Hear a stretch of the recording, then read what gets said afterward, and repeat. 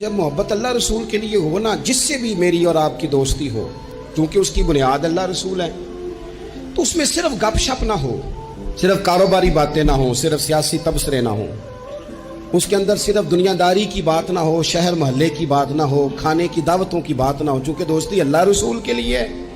تو لہٰذا جب بھی یار مل کے بیٹھیں، اللہ کا ذکر بھی کریں اور مدینے والے محبوب پر درود و سلام بھی پڑھیں صلی اللہ تعالی علیہ وآلہ وسلم۔ بڑے مصروف رہتے تھے حضرت عمر فاروق رضی اللہ تعالیٰ۔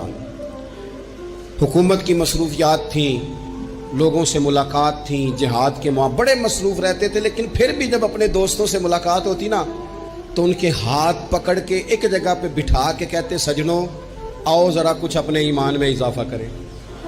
لوگ کہتے حضور کیا کرنا ہے؟ فرمایا آؤ نہ بیٹھو، کچھ اللہ کا ذکر کریں، کچھ مدینے والے محبوب کی بات کریں، آ نہ میرے دل آمنہ کی لال کی باتیں کریں۔